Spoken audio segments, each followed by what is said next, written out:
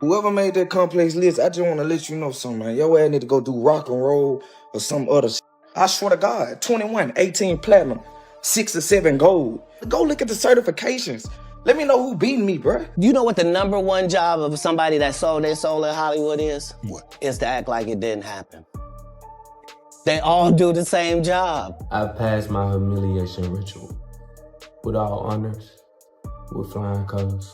But the only difference between my humiliation ritual and a lot of others is I was walking with God the whole time. Being deeply rooted in prayer, deeply in search of answers, and deeply rooted and grounded in the palms of his hands through the process of this whole humiliation ritual. Katt's been exposing the dark side of the industry for years, but this time he's aiming straight at Choppa, claiming his fame didn't come free. He's hinting that Choppa's spiritual awakening might have come with a serious cost, and fans are eating it up. I wanted to not necessarily apologize, but I wanted to explain like where my head at and where it's been for like the last week.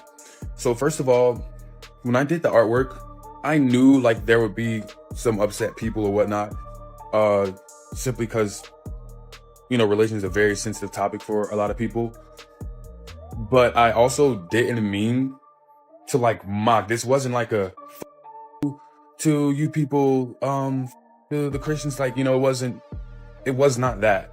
It was literally me saying, oh, I'm back like Jesus. Like, that was like the whole thing. I'm not the first person to dress up as Jesus. If Katt's right, then that whole enlightened image Choppa's been selling might just be a mask hiding something way deeper and darker. That's when the whole humiliation ritual talk exploded online. People started noticing a strange pattern. Every time a star blows up, they suddenly pull a wild stunt that makes everyone go, see, they made him do it. Even mainstream outlets caught on, realizing how that phrase turned into the go-to label for anything weird, shocking, or way off brand. The energy around it, a mix of paranoia and uncomfortable truth. Most people's #1 fear is public humiliation, okay? I don't give a anymore. I'm not afraid of it because I've had plenty. Fame ain't about talent anymore. It's about shock value. To stay relevant, you gotta do something insane, embarrassing, or just straight up creepy looking to keep the spotlight on you. Take Lil Nas X, for example.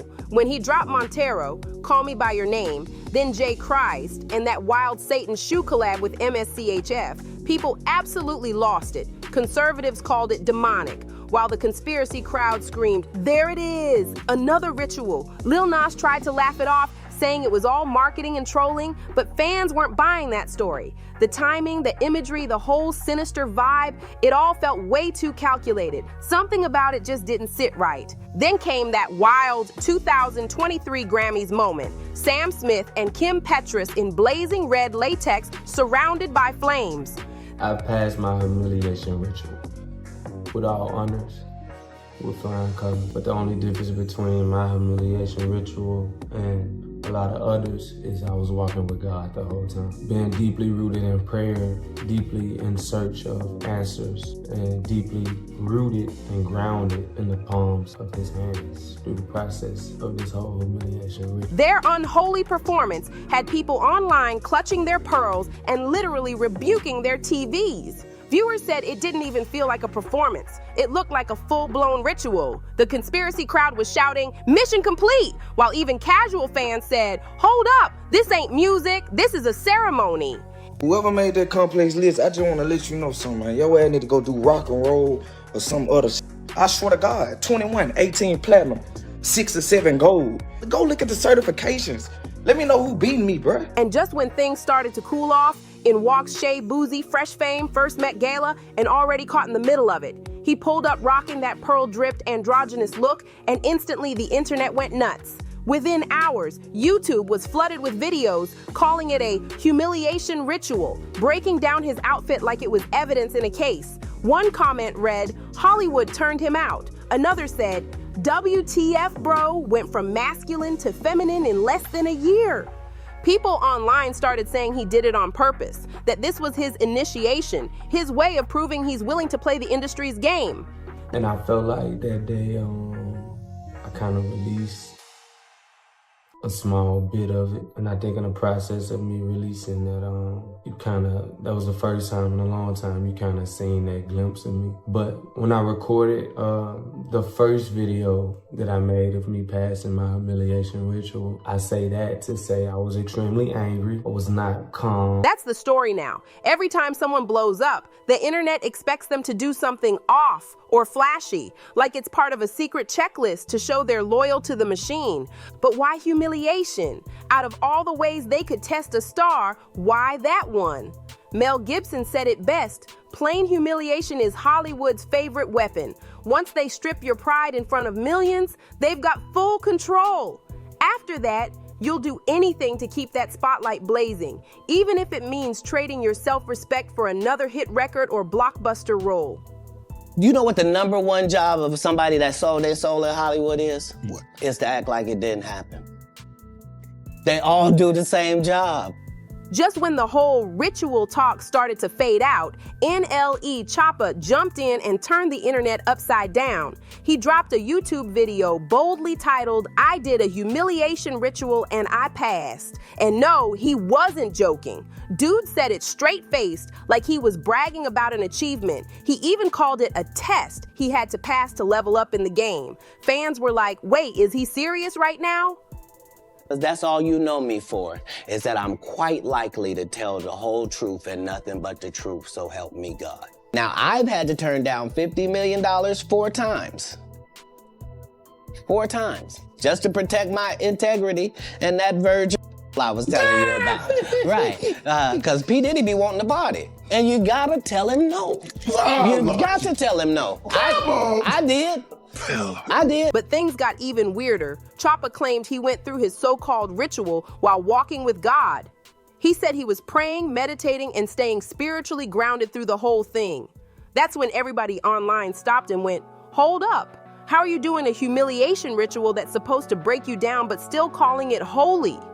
That contradiction had social media losing its mind.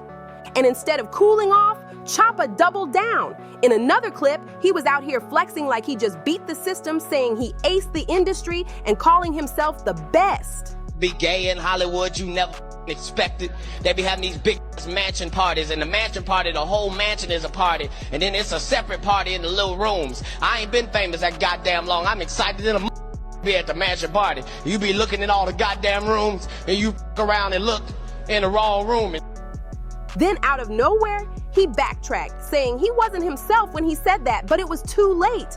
The internet already had the receipts, and the narrative stuck. The pattern was too clear. Blow up, do something wild or embarrassing, call it growth, then act like nothing ever happened. That's exactly what Katt Williams had been warning about all along. In his interview with Shannon Sharpe, Katt said he'd seen this game up close, claiming he'd been offered $50 million 4 separate times just to play along with Hollywood's darker side. He said all he had to do was join the DL madness, show up to those secret parties, and keep quiet. But Katt stood firm. He said no way, saying he'd rather stay broke than trade his pride for awards or acceptance. That statement hit hard, like a shot fired straight at the industry's fake smiles, and that's exactly what separates Katt from everyone else. He's not some rookie in this game. He's been exposing Hollywood's dark side long before most of these new rappers even had their first chain. People used to laugh thinking it was just stand-up jokes, but nah, those were straight-up warnings. Every wild story he told back then, it's unfolding right in front of us now. The messed up part is, nobody wanted to believe him because the truth sounded too evil to be real. Now it's like there's a formula. Sell your soul, trade your morals, or sacrifice something close to you. That's the cost of fame, and it's a price most can't come back from. Look around. Almost every superstar has whispers attached to their name. Beyonce, Jay-Z, Rihanna, Doja Cat, all accused of doing some kind of initiation to reach that next level. And when anyone dares to call it out, the industry's first move is to call them crazy. Just look at Kanye. He's been yelling about sacrifices and industry control for years. He even said straight up that his mother's passing was part of the price he paid for fame. And what did the industry do? I don't care who you are. I ain't taking no slice from nobody, right? I ain't taking no slice from nobody. It's God. That's the only person that I serve. My mama ain't here.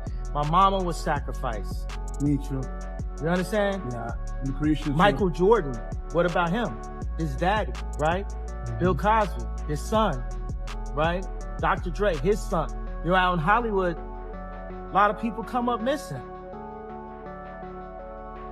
Feels like it might be a lot of that in order to control, traumatize. They want to monetize and traumatize. They flipped on him overnight, brands dropped him, deals vanished, and the media started labeling him unstable. Some fans even believe the industry went as far as trying to silence him completely, allegedly by loading him up with heavy doses of lithium to shut him down. They can't control you. They can't. They try to suppress you, but that's how they try to categorize. They can't control me. You get what I'm saying? They can control Shaq. They can control Charles Barkley. They can control LeBron James. They can control Jay-Z and Beyonce. But not you, man. But they can't control me. That's why so many celebrities stay quiet. They see what happens when you speak up. 1 minute you're a megastar, the next you're being painted as a meltdown. But let's be real, the patterns don't lie. They tried to medicate me. I was exhausted. They wrongly diagnosed me. And they when I asked them, how much lithium did you want to put me on exactly? It took them 4 days to answer because they were embarrassed about the amount, right? And I refused to take this, right? You understand that if I had taken the medication, I would not be here, and it would have been, he was deeply troubled. We miss him. We love his music, though.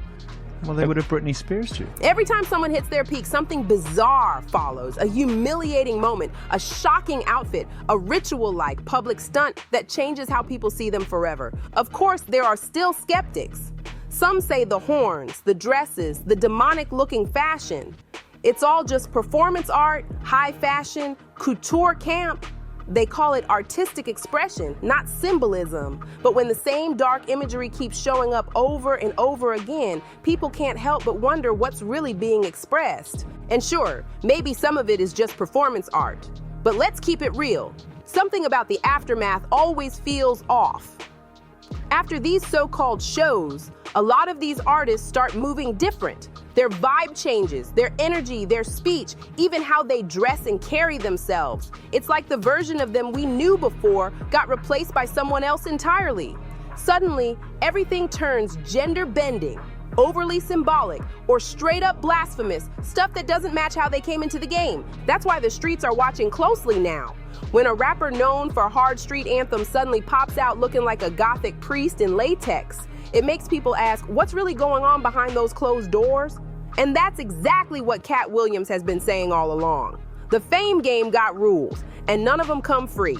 You either play the fool, do what they say, or you vanish from the spotlight. So when NLE Choppa came out saying he passed his ritual, fans didn't take it lightly. That wasn't just a flex. It was a warning shot about how deep this industry really goes. The online community's been wild with theories. One user wrote, "The humiliation ritual was him dressing queer and making people think he switched up. He's just showing us he's sold out." Another hit back with, "You can't run with the devil and God at the same time."